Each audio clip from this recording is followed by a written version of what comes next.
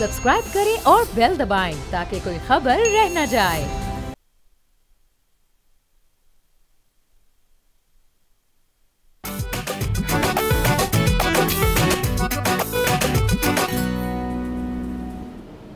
अस्सलाम वालेकुम, बोलो जनाब में बहुत बहुत खुश आमदीद। मैं हूँ असद निज़ामी, मेरे साथ हैं अली आफ्ताब। सर क्या हाल है? सर हाल बड़े अच्छे हैं और अभी आप बताने लगे हैं, मैं बड़ा एक्साइटेड हूँ एक केस के बारे में जिसमें सुप्रीम कोर्ट में डीएनए को लेकर एक फ़ैसला आया है।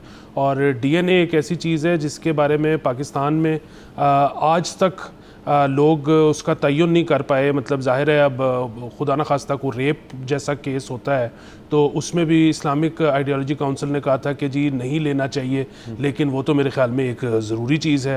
बट उसके अलावा जो केसेस हैं जिसमें पैटर्निटी के लिए रिक्वायर्ड हो, अगर आपका कुछ जायदाद का इशू है या इस तरह की कोई और बात है, तो उसमें सर सुप्रीम कोर्ट क्या कहती है? सर बिल्कुल सर, आपको पता है जब से 6वीं तरमीम के बाद से हमने शो के ऊपर बड़ी बातें की हैं कि अब आइनी मामला जो है वो तो चले गए हैं हमारी आइनी अदालतों के अंदर और वहाँ पे मामला तय होंगे, तो सुप्रीम कोर्ट जो है वो फिर आपको अब एक इजाफा नज़र आएगा मेरे ख्याल में इस किस्म के केसेस के ऊपर। जस्टिस आयशा मलिक का जो केस था निकाह के मामलात के ऊपर, उसके ऊपर बड़ा तफसीली एक फ़ैसला था, हमने शो पे डिस्कस किया था। तो जो हैं जस्टिस मोहम्मद हाशिम खान काकड़ साहब सुप्रीम कोर्ट के, उन्होंने वो एक केस सुन रहे थे जो कि एक एंटी करप्शन कोर्ट से केस होता हुआ था, फिर हाई कोर्ट गया और फिर इन तक पहुंचा। 2022 का केस है और जो पटिशनर है वो और मोहम्मद हनीफ एक उनके साथ है जिनका एक डीएनए टेस्ट जो था वो उन्होंने लाजमी कर दिया और वो इस चीज़ के अपील में चले गए। ये पेरेंटेज प्रूफ करनी थी, कोई इनहेरिटेंस के मामलात थे। अच्छा, अब इसके अंदर जो पटिशनर थे उनकी प्ली थी कि जी हम डीएनए जो है वाला टेस्ट नहीं करना चाहते। वो एंटी करप्शन कोर्ट से भी डिनाई हुआ, वो हाई कोर्ट की तरफ से भी डिनाई हुआ। फाइनली सुप्रीम कोर्ट में काकड़ साहब की अदालत के अंदर इसके ऊपर एक फ़ैसला है, ना सिर्फ फ़ैसला है बल्कि तफसीली फ़ैसला है कि डीएनए जो है चंद मामलात में बिल्कुल एक लाजमी चीज़ हो सकती है। क्रिमिनल मामला तो जैसे आप जिक्र करते हैं रेप विक्टिम्स का, उसके अंदर एक मामला जो है वो डिफरेंट होते हैं। बट इसके अंदर क्योंकि डीएनए जो है वो एक बड़ी एक वास्ट किस्म की चीज़ जो है, जो कि बड़ी प्राइवेट किस्म की चीज़ है, उसको बयान करता है, तो उसके अंदर जो है मामलात बड़े संजीदा हो सकते हैं किसी भी शख्स के लिए और बड़ी प्राइवेसी जो है उसके अंदर इन्फ्रिंज हो सकती है। तो हम इस फैसले के बिल्कुल हक़ में हैं और हम ये आगे जाते हुए इसके क्या असरात होंगे वो भी देखना चाहते हैं। खैर इसके ऊपर आप और मैं तो मज़ीद गुफ्तगू करेंगे ही, लेकिन हमारे साथ मेहमान भी मौजूद हैं। बैरिस्टर वकास अबरेज़ जो है हमारे साथ मौजूद है, माहिर कानून है। सर अस्सलाम वालेकुम, आपको आवाज़? जी वालेकुम अस्सलाम। अच्छा कैसा, आपने हमारी इब्तदाई गुफ्तगू सुन ली। इसके अंदर ये जो केस है काकड़ साहब की अदालत के अंदर, इसके ऊपर एक तारीखी फ़ैसला है। तो क्या ये डीएनए के मामला जो हैं आपके नज़रिए में ये कितनी कोई दफ़ा मांगे जाते हैं? कोर्ट कितना ऑब्लिगेट कर सकती है एक शख्स को कि अपनी ये डीएनए जो है वो प्रोवाइड करें? और क्या इस फैसले के बाद से आप देख रहे हैं कि मामला चेंज होंगे या अभी भी अदालतें या पुलिस जो है वो इस किस्म के सिविल डिस्प्यूट्स के अंदर जो है डीएनए की रिक्वायरमेंट जो है उसको लाजिम बना सकती है? देखिए, जहाँ तक डीएनए की बात है तो सेक्शन 376 है पाकिस्तान पिनल कोड का, तज़ीरात है पाकिस्तान का। When it comes to the rape, the commission of the rape, वहाँ पे डीएनए पार्ट एंड पार्सल है, लाज़िम मलज़ूम है। द फोर्निकेशन, जब ज़िना के मुकदमात हैं, मामला लाज़िम मलज़ूम है, या 377 अननेचुरल लस्ट की बात की जाती है, वहाँ पे लाज़िम मलज़ूम है, ताकि इस चीज़ का तयन किया जा सके कि जिसके ऊपर इल्ज़ाम लगाया गया, एलिगेशन या एक्विजिशन लेवल्ड किए गए, it belongs to that specific accused person या ये किसी और का किया है। तो आई थिंक कि उन केसेस के अंदर तो ये लाज़िम मलज़ूम है जो फौजदारी मामलात हैं, क्रिमिनल केसेस हैं। When it comes to the civil cases, when it comes to the family cases, वहाँ पे हम वंस इन ब्लू मून या फ्यू और फॉर बिटवीन इस तरह की प्रैक्टिसेस देखते हैं कि अदालत जो है वो डीएनए करवाने का हुक्म दे। आई थिंक ये बड़ा ही एक रिडिकुलस फैसला था। नीचे इस तरह की चीज़ें होनी नहीं चाहिए। हाँ, ज़रूरत कहाँ पे पड़ती है, हमारा कानून शहादत ऑर्डर जो मौजूद है 1984 का, ये कानून है शहादत का, इसके अंदर आर्टिकल 128 मौजूद है। ये कहता है कि जहाँ भी लिजिटिमेसी ऑफ चाइल्ड की बात आएगी बच्चे का कानूनी हक होगा, कानूनी हक के ऊपर बात आएगी, whether it is a legitimate child of the person जो ये क्लेम कर रहा है कि मैं मेरा फलां बाप है, या बाप क्लेम कर रहा है ये मेरा बेटा है, तो वहां पे जरूरत पड़ेगी डीएनए की ये चीजें सर्टेन करने के लिए कि इसकी वल्दियत जो ये क्लेम करता है क्या इसकी सर्टेनिटी इसके साथ एफिडेविट की जा सकती है या नहीं की जा सकती। इसके अलावा कहीं पे भी कानून के अंदर डीएनए करवाना लाज़िम मलज़ूम नहीं है, इनकम्बेंट नहीं है, ऑब्लिगेटरी या मैंडेटरी नहीं है। दूसरी चीज ये जहां तक इस फैसले का ताल्लुक है, इस फैसले के अंदर कैटेगोरिकली ये चीज क्रिस्टल क्लियर कर दी गई कि आर्टिकल 9 और 14 का हवाला दिया गया। आर्टिकल 9 क्या है, एक शख्स को सिक्योरिटी ऑफ लाइफ और लिबर्टी ऑफ लाइफ देता है। हमारे आइन के अंदर जो हमारे आर्टिकल 8 से लेकर 28 तक हमारे 20-25 जो फंडामेंटल राइट्स हैं, जो सब आर्टिकल्स हैं, जो हमारे तमाम शहरियों के बुनियादी हकूक़ को एक्सप्लेन करते हैं, इंटरप्रेट करते हैं, उनके अंदर जो सबसे बुनियादी हक जो रियासत एक शख्स को देती है वो शख्सी आज़ादी है, वो राइट टू लाइफ है, वो सिक्योरिटी ऑफ लाइफ है, वो लिबर्टी ऑफ लाइफ है। और रियासत और ना रियासत का कोई अदारा, ना लॉ इन्फोर्समेंट एजेंसी और ना ही अदालतें उस राइट को वायलेट कर सकती हैं। उस राइट को रिस्पेक्ट करना, उसको ऑनर करना, this is a fundamental responsibility of all the courts in Pakistan, चाहे वो ट्रायल कोर्ट है, सिविल कोर्ट है, फैमिली कोर्ट है, मजिस्ट्रियल कोर्ट है, ये हमारी सुप्रीम कोर्ट है। और जहां तक सुप्रीम कोर्ट की आपने बात की अपने इंट्रो के अंदर, इब्तिदाई के अंदर, कि सुप्रीम कोर्ट का ये काम है या नहीं कि आइन की इंटरप्रिटेशन करे, ऐसे मामला में बिल्कुल जहां पे आइन की इंटरप्रिटेशन करने की जरूरत है, या हमारे जो फैमिली लॉज हैं, हमारे जो वरासत के कवानीन हैं, उनका आइन के साथ कुछ भी ताल्लुक होगा, एसोसिएशन होगी, वहां पे आइन की इंटरप्रिटेशन करना it would be obligatory and primary responsibility of the supreme court of Pakistan, क्योंकि आइन का तहफ़्फ़ुज़ करना भी सुप्रीम कोर्ट ऑफ पाकिस्तान की बुनियादी जिम्मेदारी है। दूसरी एक इंपॉर्टेंट चीज इसके अंदर ये थी, आर्टिकल 14 की बात की गई। आर्टिकल 14 ये कहता है कि पाकिस्तान में रहने वाले तमाम शहरियों की जो निजी जिंदगी है, उनका जो वकार है, उनका जो तसव्वुस है, उनका जो तकद्दुस है, उनकी जो तकरीम है, उसको किसी तरीके से मजरूह नहीं किया जाएगा। अब let's say for the sake of argument हर एक शख्स का डीएनए करवाएं, एक शख्स जो है वो वफात पा जाता है, मतवफ़ी की बेटियां हैं, बेटे हैं, बेवा है, वालिदैन है, और विरसे में जो चीज़ें छोड़ी हैं, चाहे वो 10, 15, 20 लाख की, जब उसकी सक्सेशन की बारी आएगी, जब उसकी इनहेरिटेंस की, ट्रांसफर की या म्यूटेशन की बारी आएगी, अगर इस तरह के मामला तो होंगे, डीएनए रिपोर्ट्स की तरफ हॉस्पिटल से रजू करना पड़ेगा, फिर सरकारी हॉस्पिटल में जाएंगे, वहां पे जाके लाइनों में, कितारों में लगेंगे, तो ये हमारा तमाम का तमाम लीगल प्रोसेस जो है पहले से बहुत ज्यादा डिलेइंग टैक्टिक्स का शिकार है, बहुत ज्यादा हैचिस का शिकार है, वो विशिएट और वाइड एबिनिशो होता हुआ नजर आएगा। तो आई थिंक सो कि इस तरह की चीजें अगर हमारे ट्रायल कोर्ट से ये लीगल एरर सामने आते हैं, तो इसको रेगुलेट करना, इसको दुरुस्त करना हमारी सुप्रीम कोर्ट की बुनियादी जिम्मेदारी है। And they have absolutely put the nail on the head के ये चीज वंस फॉर ऑल डिसाइड कर दी गई कि कोई पाकिस्तान के अंदर फैमिली कोर्ट, कोई विरासती दावा, किसी किस्म की सक्सेशन सर्टिफिकेट के अंदर डीएनए टेस्ट कोई कोर्ट रिक्वायर ना करे। So this is going to be a milestone judgement so far as inheritance of person is concerned.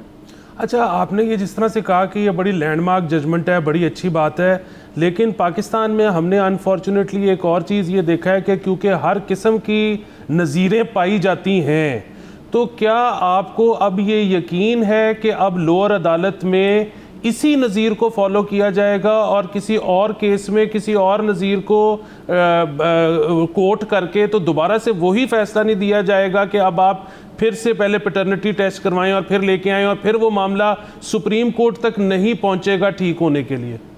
देखिए, I do agree with you partially. आपने बिल्कुल दुरुस्त बात की कि पाकिस्तान के अंदर हम देखते हैं कि प्रेसिडेंट आता है, हम उसे अप्रिशिएट करते हैं, हम उसे एडमायर करते हैं, एट द सेम टाइम हम भी कुछ दिन बाद, कुछ अदवार गुजरने के बाद फिर देखते हैं कि नया प्रेसिडेंट आया, एक नई नज़ीर आई, फिर लोग उस पर बात करते हैं। लेकिन ये जो प्रिंसिपल ऑफ नेचुरल जस्टिस है, उसको ना कोई अदालत और ना ही कोई कॉन्स्टिट्यूशनल कोर्ट जो है उसको रद्द कर सकती है। तो आई थिंक कि ये सारी की सारी चीज़ें प्रिंसिपल ऑफ नेचुरल जस्टिस से रिलेट करती हैं, और प्रिंसिपल ऑफ नेचुरल जस्टिस कभी भी सरहदों की बात नहीं करता, वो कौमों की बात नहीं करता, वो रियासतों की बात नहीं करता, वो इक्वली पूरी दुनिया के अंदर जो है इन्फोर्स किया जाता है।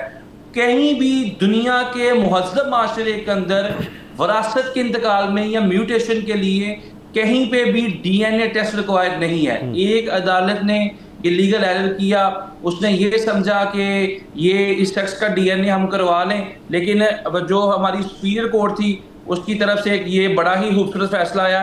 तो मैं ये समझता हूँ कि ये जो फैसला है इसने जो निचली कोर्ट की प्रैक्टिस थी या निचली कोर्ट की जो फाइंडिंग्स थी, जो प्रोसीडिंग्स थी, उसको नलीफाई किया, स्ट्राइक डाउन किया, डिस्पेल किया और एक principle of natural justice, go with flow वाला जो कंसेप्ट है उसको इन्फोर्स किया।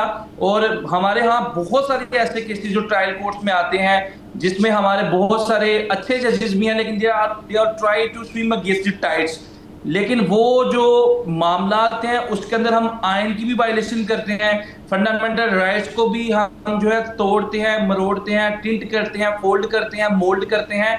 लेकिन मैं ये समझता हूं कि जो लॉ की एसेंस है, जो इसकी बेसिक स्पिरिट है, इनहेरिटेंस के लॉ के हवाले से वो सुप्रीम कोर्ट ने अपने इस फैसले के अंदर अप होल्ड कर दी है। और वंस फॉर ऑल पाकिस्तान की तमाम जो है सूबों के लिए, तमाम शहरों के लिए और हमारे जो इंफीरियर कोर्ट्स हैं जिसे हम सिविल कोर्ट्स या ट्रायल कोर्ट्स कहते हैं या डिस्ट्रिक्ट कोर्ट्स या सेशंस कोर्ट्स कहते हैं, इनके अंदर ये नज़ीर जो है आइंदा आने वाले वक्त में मानो अनतस्लीम की जाएगी और कहीं पे भी कोई जज इस तरह की मिस्टेक नहीं करेगा, क्योंकि जजेस भी जो हमारी सुपीरियर कोर्ट की प्रैक्टिस से सीखते हैं, जो हमारे मजिस्ट्रियल कोर्ट्स हैं, जो सिविल कोर्ट्स हैं, फैमिली कोर्ट्स हैं, डिस्ट्रिक्ट कोर्ट्स हैं, सेशन कोर्ट्स हैं, वो सारे के सारे हमारे हाई कोर्ट्स की और हमारी सुपीरियर कोर्ट्स की जजमेंट्स हैं, प्रेसिडेंट्स हैं, वहां के जो लॉ पॉइंट्स हैं, साइटेशंस हैं, अथॉरिटीज हैं, उनसे बहुत सीखते हैं, जिस तरह हम डेली बेसिस पे सीखते हैं। तो I think this is going to be a learning point for all the judiciary in Pakistan. जो हमारी ट्रायल कोर्ट्स हैं, आइंदा आने वाले वक्त में किसी भी शख्स की बल्दियत को इस तरीके से चैलेंज करके कोई क्वेश्चन मार्क राइज ना करे उस खातून की जिसकी कोख से इस बच्चे ने जन्म लिया, उस बच्चे की लेजिटिमेसी के ऊपर कोई बर्निंग क्वेश्चन राइज ना करे, उन बच्चों की लेजिटिमेसी के ऊपर, उनकी लॉफुल गार्डियनशिप के ऊपर। अगर इस तरह होगा तो आर्टिकल 14 और आर्टिकल 9 जिसकी आईने पाकिस्तान गमाजी कासियत तर्जुमानी करता है, ये सरीहन उसकी वायलेशन होगी। जी अच्छा वकार साहब, ये बताइएगा कि एक तो चले हमने इस जजमेंट के ऊपर भी काफ़ी तफसीली बात कर ली, अब वरासती मामला जो होते हैं उसके अंदर पंजाब की हद तक जितना मेरा लम्हा है वो कहता है कि उन्होंने मामला जो है थोड़े चेंज भी किए। पहले एक कोर्ट्स के थ्रू वरासती मामला तय होते थे, इनहेरिटेंस का, सक्सेशन के मामला होते थे, अब नादरा की तरफ ये सारी चीज़ जो है ये डिप्यूट कर दी गई है। अब एक ये बात चल रही है कि अब किसी शख्स के पास ये चॉइस है कि वो आया नादरा के पास जाए या पुराना जो कोर्ट दकेनुसी सिस्टम है उसके अंदर जाए। क्या नादरा के पास जाना जो था वो एक बुरा फैसला था? वकला बरादरी आप बता सकते हैं इससे नाखुश थे, नंबर 1। और दूसरा, क्या जो नादरा का एक स्ट्रीमलाइंड सिस्टम है जिसके अंदर आपने एक ही वन विंडो के थ्रू ये सारा कुछ कर लेना है, वो बेहतर नहीं है, या फिर जो पुराना सिस्टम है वो इस वजह से बेहतर है क्योंकि वरासती मामला जो है कई दफ़ा बड़े कॉम्प्लेक्स हो सकते हैं? जैसे जिस केस का हम बात भी करें वो भी कॉम्प्लेक्स केस था जो बात पैटर्निटी तक चली गई। अच्छा, आपकी जो इन्फॉर्मेशन है बिल्कुल दुरुस्त आपने बात की। 2021 और 22 के अंदर ये जो वरासती मामला थे, जो म्यूटेशन इंतकाल, सबसे पहले ये फेडरल टेरिटरी इस्लामाबाद से स्टार्ट किया गया, इस्लामाबाद में इम्पोज किया गया कि नादरा के पास आप जाएं और FRC की बेस के ऊपर आपकी जो वरासत का इंतकाल है वो इंश्योर किया जाएगा। अच्छा, फिर उसके अंदर जो कम्प्लेक्सिटीज थी, let's say for the sake of argument एक शख्स ने एक से ज़्यादा शादियाँ की थी और उसकी जो तरक्के के अंदर, विरसे के अंदर दूसरे लोग भी जो है हिस्सेदार थे और 4 बच्चे थे, 5 बच्चे थे और दूसरी बीवी से बच्चे थे, तो अल्टीमेटली वो तमाम वारिसान जो लीगल हेयर्स हैं, they were equally entitled to the succession of the property. तो मैं ये समझता हूँ कि ऐसे जो कम्प्लेक्स मैटर्स थे वो नादरा को कहा कि आप उसको डील ना करें, जो सिंपल टून के अंदर स्मूथ रनिंग और स्मूथ ऑपरेशन के अंदर मैटर्स हैं, लीगल अफेयर्स हैं, आप उनको on the basis of FRC वो सक्सेशन को, उसके इंतकाल को यकीनी बनाए। हमने सब बेसिक बात जो है वकार साहब के साथ कर ली, बहुत शुक्रिया उनका आने का। तो सर आप देखें ये चीज़ें जो हैं काफ़ी हद तक वकार साहब भी बता रहे थे सेटल्ड थी। आपका सवाल भी अच्छा था कि ये ट्रिकल डाउन इफेक्ट आएगा कि नज़ीर अगर है तो उसकी बेसिस पे उस पर अमल भी तो है वो होना चाहिए।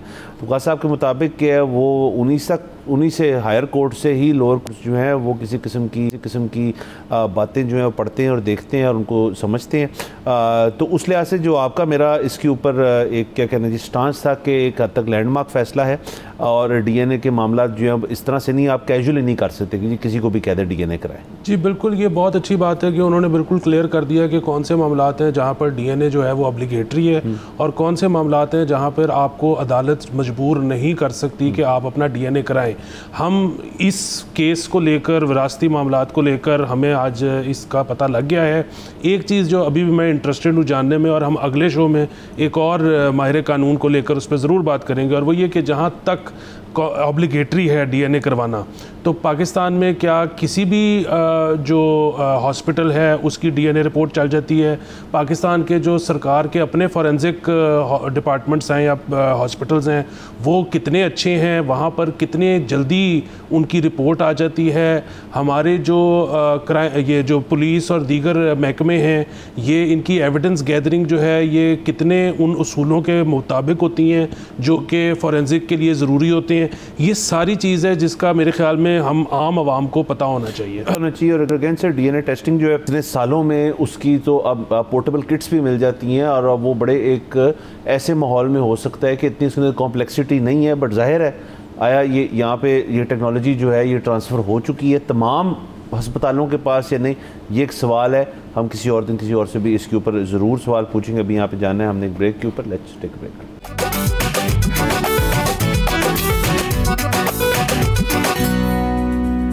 Welcome back from the break. आप देख रहे हैं बोलो जनाब। सर आगे चलते हैं, और सर बड़ी खबर इस हफ्ते की सबसे बड़ी खबर सर वो ये है सर कि सर एक फ़ैसला वापस हुआ है सर। अब रिटायर्ड मुलाजमीन जो हैं पेंशन तनख्वाह बैक वक्त लेने के अहल हैं।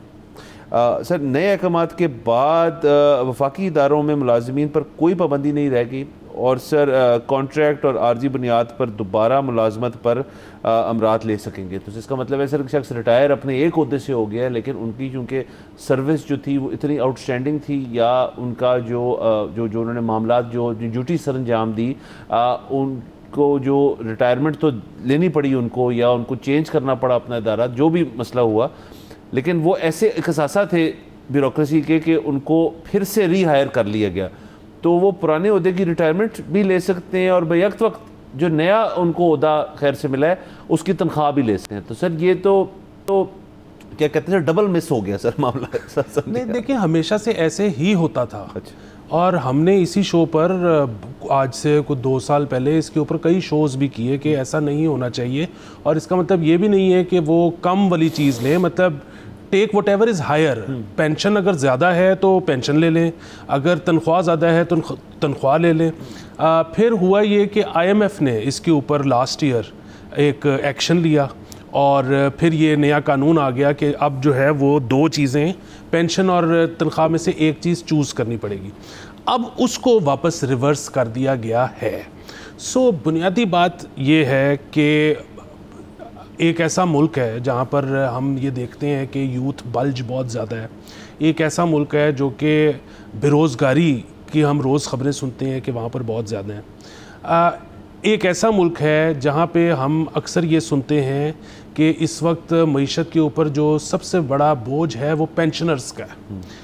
तो ऐसे में एक तो जो सबसे पहला मसला है कि एक शख्स जब रिटायर हो गया, जैसे आपने कहा उसकी परफॉर्मेंस इतनी अच्छी थी कि उसको फिर दोबारा सरकार को ही नौकरी देनी पड़ गई।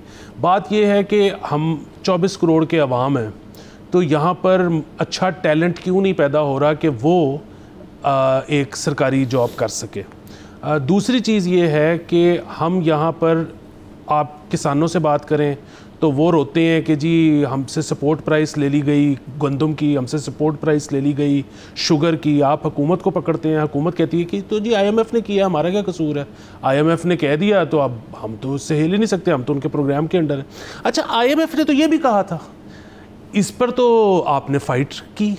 सो बुनियादी बात वही है कि ये सरकार जो है एक तो सिलेक्टिव फ़ाइट्स लेती है, दूसरी चीज़ ये है कि हमारे यहाँ पर जो बार बार ये बताया जाता है, मतलब ठीक है ये कोई बड़ी इसमें विजडम होगा इस फैसले के पीछे, लेकिन मैं आपको मतलब 10 साल से ये कह रहा हूँ कि जब भी कहा जाता है ना कि IMF विलन है, IMF इस मुल्क की तरक्की नहीं चाहता, IMF की वजह से हमारे सारे गलत फैसले होते हैं, ये गलत है। उसकी वजह ये है कि IMF कुछ भी ऐसा नहीं करवा सकती जो कि हमारी सरकार ना चाहे या उनके फ़ायदे में ना हो।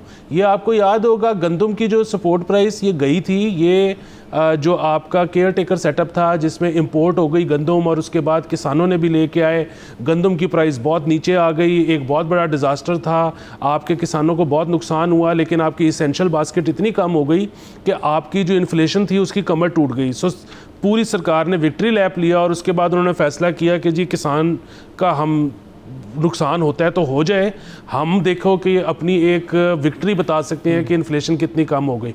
सो बुनियादी तौर पर अगर वो चाहते तो वहाँ भी IMF के साथ नेगोशिएट कर लेते, उन्होंने नहीं किया, यहाँ पर उनको करना पड़ा, उन्होंने कर लिया। सो मैं जो IMF बहुत ज़्यादा ताकतवर है, मैं इस चीज़ को नहीं मानता। सर बिल्कुल, देखिए अगर किसी चीज़ पे हुकूमती तमाम हुकूमत जो है वो एक पेज पे आ जाए और अड़ जाए उनके साथ, देखिए अभी हमने अपना जो आई थिंक दूसरी या तीसरी ट्रांच जो है वो सिक्योर की आज से हफ्ता 10 दिन पहले IMF की, और उसके अंदर ये भी एक ख़बरें थी और ये भी इल्ज़ामात थे और बाकायदा तौर पे फिर मैंने एक रिपोर्ट पढ़ी तो उसमें ये वाक़तन थी बात कि हमने काफ़ी अपने टारगेट्स मिस भी किए हैं इसके अंदर। तो ऐसे नहीं है कि IMF ने उस टारगेट्स मिस होने पे कहा है कि जी आपको अब अगली ट्रांच नहीं मिलेगी, वो ट्रांच तो मिल गई, ज़ाहिर है आपने उनको रोल ओवर करवा लिया कि जी ये चीज़ें हम अगले में पूरे करने की कोशिश करेंगे। आया ऐसे भी नहीं है कि हमने हर वक्त ही ऐसे अपनी ट्रांचेज़ ली हैं, बहुत दफ़ा ऐसे भी हुआ है, मेरे ख्याल में इससे पिछली ऐसी थी जिसमें हमने तमाम जो शराइत थी वो पूरी की थी। अब उसमें से एक चीज़ जो है उसका अगर हुकूमत अपने लेवल पे ओवरटर्न कर देती है तो IMF जो है वो वॉच डॉग भी तो एक लिहाज से है कि जी आपने क्यों ये फैसला जो है इसको वापस कर दिया। अब ये तो एक डिबेट है ना, अब आप ऐसे तो नहीं कह सकते कि IMF के लोग जो हैं तमाम सरकारी दफातर के अंदर बैठे हुए हैं, तमाम जो सियासी और सॉरी जो हुकूमती मामलात हैं उसके अंदर आपने पहले NOC लेना उससे। उस तरह तो मैं ये भी समझता हूँ कि हुकूमत के लिए बड़ा मुश्किल है कि जी हर चीज़ जो है वो लुकिंग ओवर देयर शोल्डर वाली बात है जी कि हम अब हर चीज़ जो है वो करेंगे, वो IMF को ईमेल करनी पड़ेगी जी कि अब ये कर लें ये कर लें। तो इन्होंने इस चीज़ को ओवरटर्न कर लिया। रही इस चीज़ की बात, मेरे ख्याल में उस लिहाज से बिल्कुल ठीक है, अगर आप एक पेंशनर हैं और आप रिटायर कर गए और आपका स्किल सेट जो है वो इतना अच्छा है लेकिन हुकूमत से आप रिटायर्ड है तो आप प्राइवेट सेक्टर में अपना स्किल सेट जो है उसको आप मनवाएं वहाँ जाके, वहाँ पे आपको अगर आप इतने एक वैल्यूबल एसेट हैं टू द गवर्नमेंट तो आप प्राइवेट सेक्टर में तो फिर आप बहुत बड़े एसेट होंगे। सो इन ऑन दैट रिस्पेक्ट आप पेंशन भी लें और वहाँ से तगड़ी सी तनख्वाह भी लें, इट्स एब्सोल्युटली फाइन। लेकिन उसी हुकूमत में आफ्टर रिटायरमेंट अगर आप हो गए तो फिर मेरे ख्याल में एक और नया फैसला जो है ना वो आने की ज़रूरत है, एक तब्दीली आने की ज़रूरत है हमारे जितनी भी सरकारी मुलाजमीन है कि एज ऑफ रिटायरमेंट जो है उसको फिर ख़त्म कर दिया जाए कि जी एज एंड व्हेन नीडेड, मतलब शख्स जो है ख़ुद से कहे जी कि अब मेरे से अब काम नहीं होता तो मैं ना वॉलंटरी रिटायरमेंट जो है ले रहा हूँ। अब कोई शख्स जो है सर इससे देखें दो मसले हल होते हैं। एक तो ये कि अगर एक एसेट है आपके पास उनको आप रखें और आप उसको यूटिलाइज़ करते रहें till the age of retirement और उनको पेंशन नहीं मिलेगी, उस सूरत में तनख्वाह मिलती रहेगी। दूसरा इसके अंदर फ़ायदा ये है सर कि अगर कोई यंग ब्लड किस्म का ब्यूरोक्रेसी में शख्स है जिसको बहुत अच्छी अपॉर्चुनिटी मिल जाती है सऊदी अरब में, वो कह सकता है कि यार मैं अब वॉलंटरी रिटायरमेंट ले रहा हूँ तो मेरी जो पेंशन बनती है थ्रू द फार्मूला वो भी मुझे दें और मैं सऊदी अरब नौकरी करने जा रहा हूँ वहाँ पे। और तीसरी चीज़ इसके अंदर चीज़ जो है वो ये भी बनती है कि अगर आपके पास एक अच्छा रोस्टर मिल जाएगा आपको लोगों का जिन्होंने काम करना है विदाउट द फियर कि जी एक सर्टेन एज के बाद रिटायर करके हमें घर बैठना पड़ जाएगा, तो सर वो 90 तक काम करें बेशक अगर उनसे काम होता है। बात आउटपुट की है, बात ना तनख्वाहों की है, बात ना इस चीज़ की कौन वैल्यूबल है कौन नहीं है, बात आउटपुट की। और ये फिर गुंजाइश हुकूमत के लिए पैदा हो जाएगी अगर आपकी आउटपुट नहीं आ रही तो अगर आप इख्तियार रखते हैं अर्ली रिटायरमेंट या किसी किस्म की रिटायरमेंट लेने का क्योंकि हमने एज नहीं रखी तो हम इख्तियार रखते हैं कि हम विदाउट एनी कॉन्सिक्वेंस आपको नौकरी से निकाल भी सकते हैं। सर ये तो 3-4 मसले हल हो जाएंगे। जी सर, बेसिकली देखें ना आप, वही वाली बात है कि आपने जो प्राइवेट सेक्टर का जिक्र कर दिया, प्राइवेट सेक्टर क्या करता है?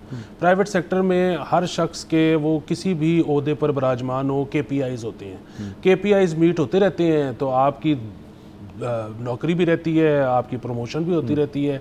और जब KPIs मीट नहीं होते तो फिर आपकी पहले प्रमोशन रुकती है, उसके बाद फिर आपको नोटिस मिलता है और फिर उसके बाद आपको खुदा हाफिज़ कह दिया जाता है। सो और प्राइवेट सेक्टर में अगेन प्राइवेट सेक्टर में एक सीलिंग तो है, मतलब एक शख्स जो है वो टेक्सटाइल में एक ख़ास हद से ऊपर नहीं जा सकता, और फिर कई लोग जिनको आदत होती है हर थोड़े दिन बाद के उनकी रेज़ लगे, हर थोड़े दिन बाद के उनका ओहदा बड़ा हो जाए, वो एक ख़ास एज पर जाकर बड़ा अच्छा परफॉर्म कर रहे होते हैं, बड़ी अच्छी तनख्वाह ले रहे होते हैं और बस रिटायर कर जाते हैं कि अब हम सीलिंग को हिट कर गए, इससे ऊपर अब मज़ीद हम नहीं जा सकते।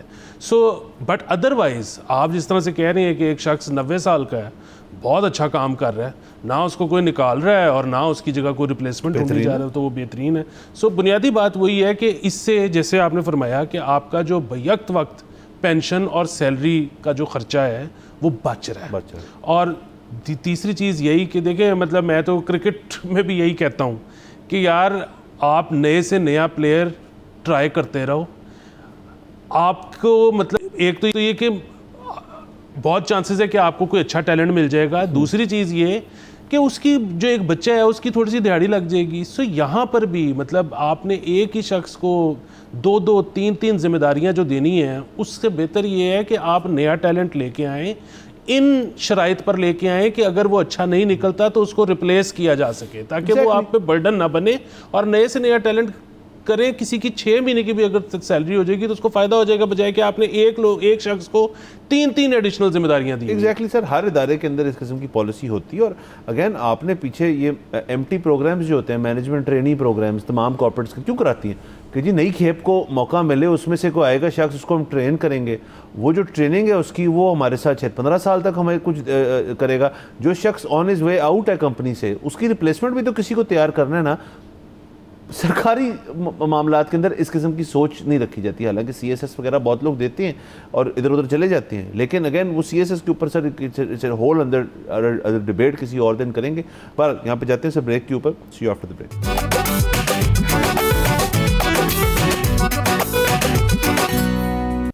Welcome back from the break. आप देख रहे हैं बोलो जनाब। सर आगे चलते हैं।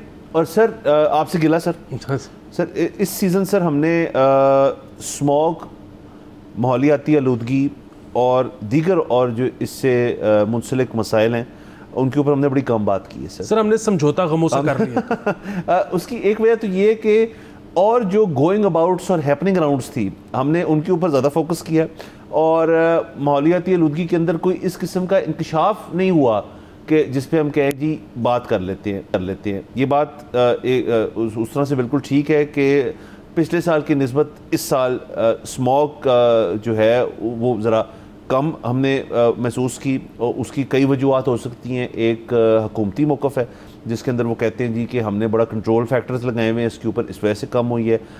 फ्लडिंग जो है वो एक मामला जो है, जो तमाम एनवायरमेंटलिस्ट हैं वो ये बात करते हैं। लेकिन सर इसी स्टूडियो में बैठे हुए हमारे एक मेहमान ने जो बात की थी ना, वो मेरे ख्याल में सबसे ज़्यादा लागू होती है कि ये काबुल से कलकत्ता तक का मसला है। ये कोई आपका एक लाहौर की एक डिस्ट्रिक्ट या एक शहर के अंदर एक बढ़ जाए तो वो मसला तो है उन शहरियों के लिए, लेकिन इसका हल जो है वो पूरे खित्ते ने मिलके करना है। अब उसके अंदर खित्ता कैसे इन्वॉल्व हो सकता है, ये एक बहुत बड़ी डिबेट है। जी बिल्कुल। दूसरा विंड्स जो है ना वो इस दफ़ा नहीं रुकी, जिसकी वजह से आपका ये माहौल बेहतर है पिछले साल से के मुकाबले में। मैं आई एम सॉरी, हुकूमत ने बिल्कुल काम किया है, लेकिन बहुत ज़्यादा क्रेडिट इसलिए नहीं दे सकता कि एक तो जिस दिन विंड रुकती है उस दिन आप देखते हैं कि स्पाइक कर जाता है। दूसरी सबसे बड़ी बात वो ये कि ठीक है जी, यहाँ की हुकूमत ने बड़ा अच्छा काम किया है, तो इसका मतलब है कि फिर इंडिया की हुकूमत ने उससे भी अच्छा काम किया है, क्योंकि वो तो फिर भी पाकिस्तान से नीचे ही हैं।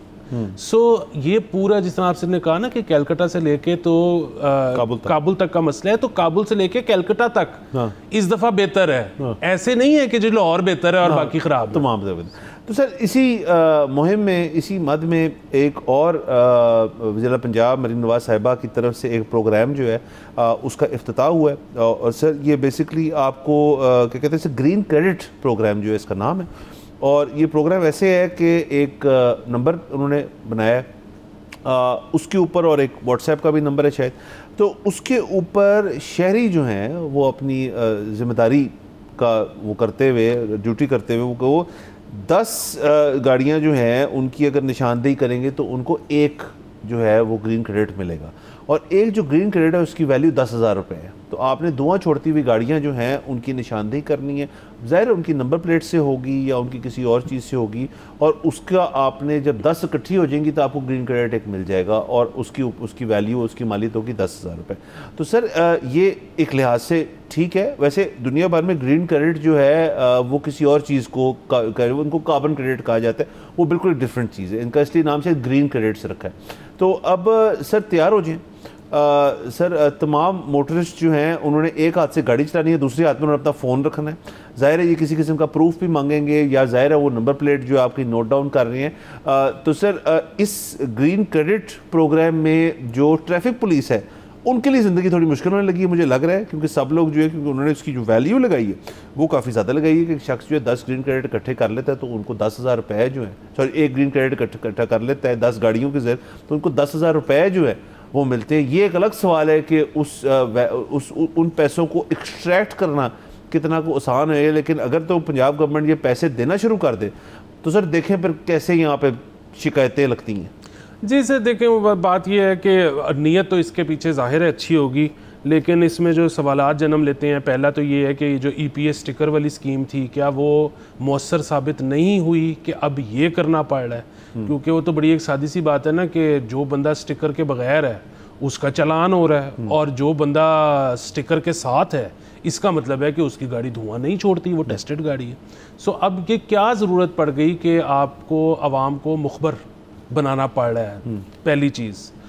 दूसरी चीज़ ये है कि अगेन एक बंदे ने प्रूफ के साथ वीडियो भेज दी तो उसका क्रेडिट बन गया, या क्रेडिट तब बनेगा जब वो गाड़ी पकड़ी जाएगी, क्योंकि ये तो हम जानते हैं कि पाकिस्तान में पूरे कोई एक सूबे की बात नहीं कर रहे, गाड़ियाँ बहुत हैं, और दूसरा ये कि पुलिस हमारी जो है वो अंडर स्टाफ्ड है। हमारे जो जितने आबादी के हिसाब से जितनी हमारे पास पुलिस होनी चाहिए वो नहीं है, किसी भी सूबे के पास नहीं है। यहाँ पर तो आपका कोई डिस्प्यूट हो जाए, कोई लड़ाई मारकुटाई का मसला हो, 15 पे आप फ़ोन करें, कभी पुलिस टाइम पे पहुँच ही नहीं पाती, और उनका कसूर नहीं है, वो ऑलरेडी कहीं ना कहीं डिप्यूटेड होते हैं, हज़ार मसले चल रहे होते हैं। सो ये जो आपको ग्रीन क्रेडिट है ये मिलेगा कब? बस आपने अपनी जिम्मेदारी पूरी कर दी तो ग्रीन क्रेडिट आ गया, या जब वो शख्स पकड़ा गया तो उसके बाद वो आपको मिलेगा? ये भी एक बहुत बड़ा सवाल है। बाकी मैं तो जनरली सर आपको पता है कि अब उन्होंने ये भी कहते हैं कि कोई नशा बेचता हो तो आप आइडेंटिफाई करें, कोई नशा करता हो तो आप आइडेंटिफाई करें, आप असला लहराते देखें तो आप आइडेंटिफाई करें, ये गाड़ी धुआं छोड़ते देखें तो आप आइडेंटिफाई करें। मैं वैसे मतलब अगेन ये ना रियासत की तरफ इस तरह के इक़दामात से कॉन्फिडेंस बढ़ता नहीं है, कम होता है, क्योंकि फिर अवाम ये सोचते हैं कि अगर सारा कुछ हम कर रहे हैं तो आप क्या कर रहे हैं। तो लेकिन बहरहाल आई होप कि बड़े दिमागों ने बैठ के ये स्कीम सोची है और उन्होंने ये सारे पॉइंट्स डिस्कस किए हैं, और हमारे जितने एतराज़ात हैं इन सब के उनके पास जामे जवाब हैं।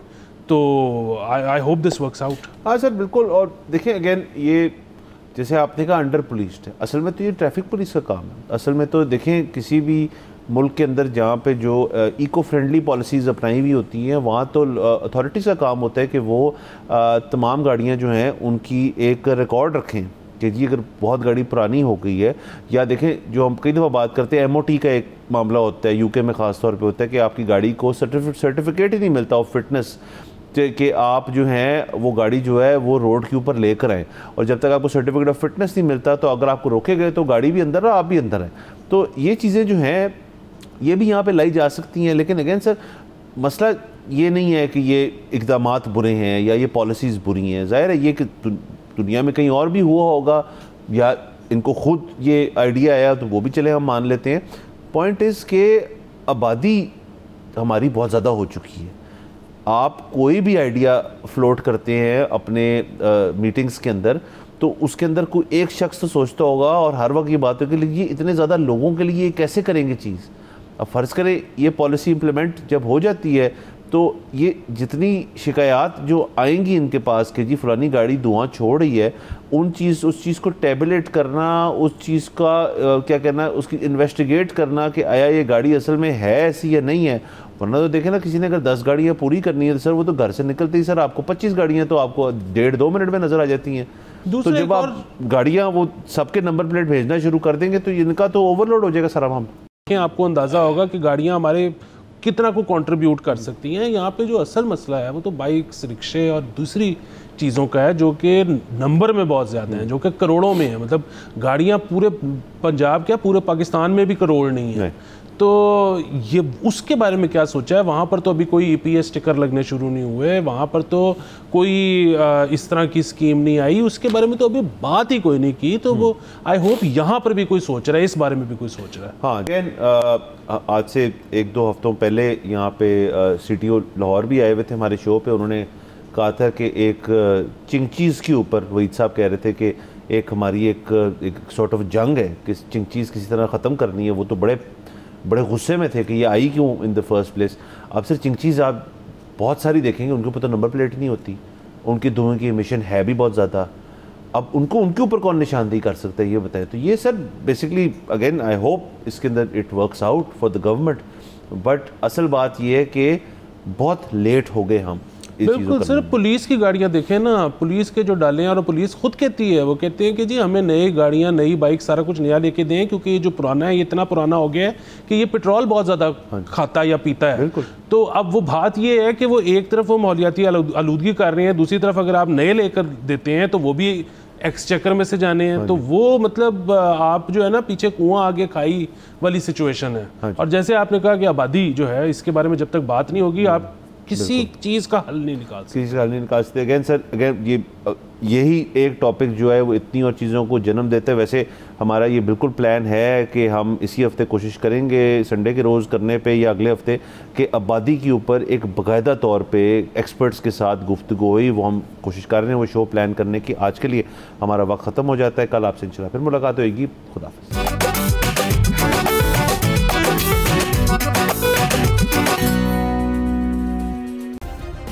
सब्सक्राइब करें और बेल दबाएं ताकि कोई खबर रह न जाए।